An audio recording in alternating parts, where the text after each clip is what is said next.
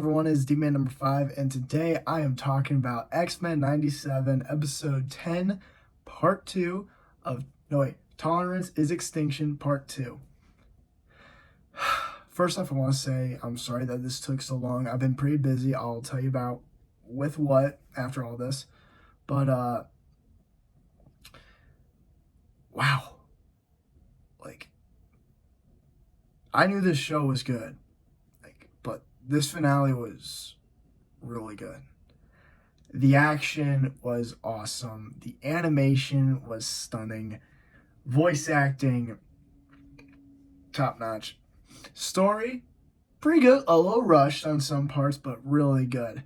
The emotions were awesome. So there's like a couple of stories going on. Well, there's two. There's one with Charles Xavier and Magneto's head, and Charles is trying to make Magneto, bring him back to the good side, basically. And it's done really well within the astral plane of Magneto's mind. And they really get into the nitty gritty of Magneto's past of being a Holocaust survivor. And it's heavy stuff, man. It's heavy stuff. But great stuff all around. Great storytelling. I love how they handled it. And then the other story going on is the X-Men stopping Bastion, which is so cool. Rogue kicks the ever-loving shit out of him, and she does it in such an awesome way. Because there's a part when he's arriving on Asteroid M, and he's about to blow up the reactor, and then you hear Rogue say, "His name was Gambit. Remember it," and kicks the shit out of him, and it's so cool. The way they animated it was so well. I've noticed that the show had some budget cuts on some parts in the animation. This show knew not to skip on the battles. It knew not to skip on the fights, but god damn it, this is a beautiful looking episode. And we get some cameos. We get a lot of cameos. So, the Avengers are kind of a thing. We see Captain America and Iron Man, both the 90s versions of their characters, with President Kelly talking about the Magneto Protocol. And then we see Black Panther protecting Wakanda, Omega Red, and then another Russian mutant task force. I can't really remember the name, but Crimson Dynamo is a part of them. Then Doctor Strange, who's helping out in the hospital. And I think that's really cool because Stephen Strange was a doctor originally, hence Doctor Strange. And we haven't really seen that side in the movies, him kind of going back to his original work and helping. I think that's really cool. We see Daredevil, and it's the 90s Daredevil, and he's so cool. He's using his baton or whatever to take people down and stuff. We see Silver Samurai, Cloak and Dagger show up to help Daredevil, and oh god, I know I'm gonna forget one so easily. But this is the big one that happens. We get our Spider-Man cameo, and it's really cool because he's right next to Mary Jane Watson. And if this is the 90s Spider-Man, which it is, in that show it ended with him losing Mary Jane and going to find her. So that means he found her, and it's so cool. I want them to bring back Spider-Man, that version of the character, because I think that would be awesome, and to do it in the X-Men '97 style.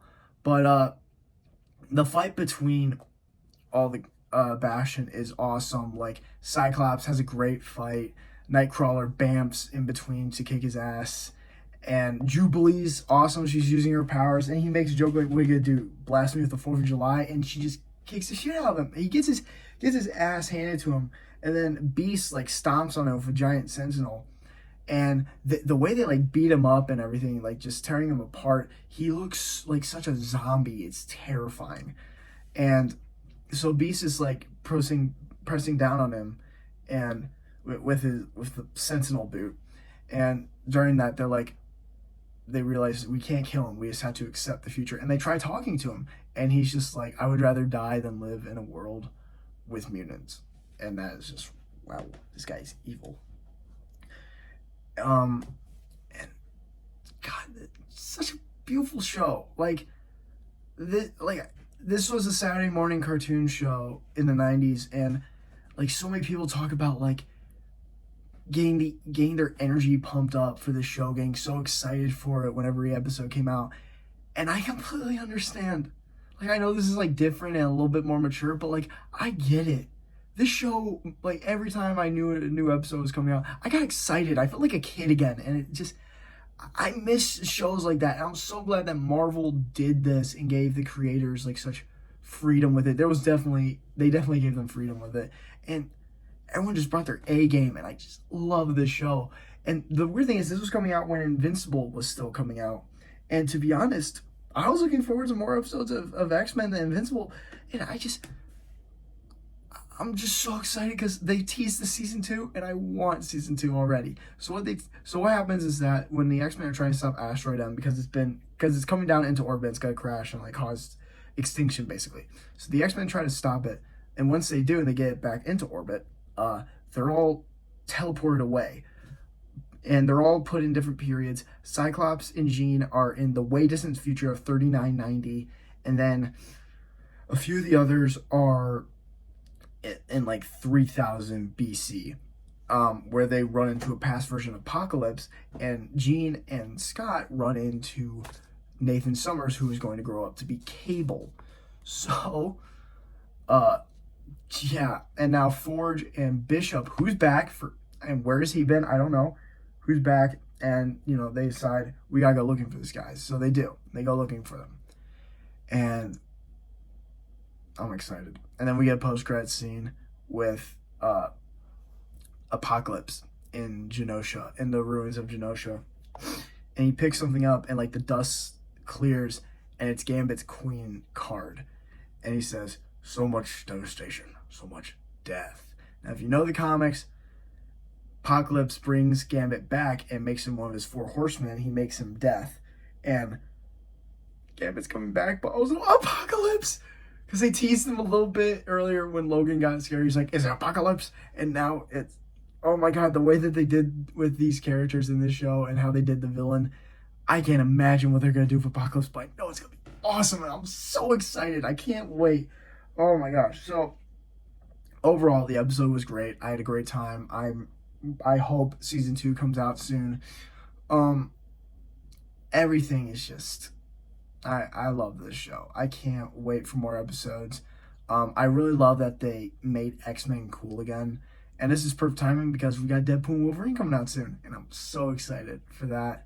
And I just love that, like, it's not really connected to the MCU. I love that this is like its own thing, and it's cool. It's not like What If. It's like its own thing, and it's continuing something, and it should have been something that should have failed. It really should have, because no one was really asking for it, but they did it in such a fantastic way. I can't believe they pulled it off, and it looks so good as it does, and I can't wait for season 2. I'm so excited. I've loved reviewing this season, and thank you all so much for watching the reviews I did. I'm sorry that most of them were really late, but I got busy, and so I better get into like why I took so long to get this out. So for those of you who don't know, I am graduating high school, and I'm going to college soon. So I've had to like get some grades up and just work hard for the last couple weeks, and yeah, I'm graduating this week, and it's so weird, and it's just crazy. So I've had to deal with that and like getting everything ready, but we still have the summer, and a lot of stuff's coming out in the summer. And I still got that Invincible season 2 review I gotta do, which I'll probably do in the next couple weeks. And yeah, but yeah, I'm graduating high school. It's crazy. If some of you have questions like, are you gonna do YouTube in college? Because well, we'll get to that when we get to it. Let's just enjoy what we have now. And yeah, I just want to say thank you all so much for watching these videos. Don't forget to like, comment, subscribe, and share. And I'll see you all in the next one. Bye.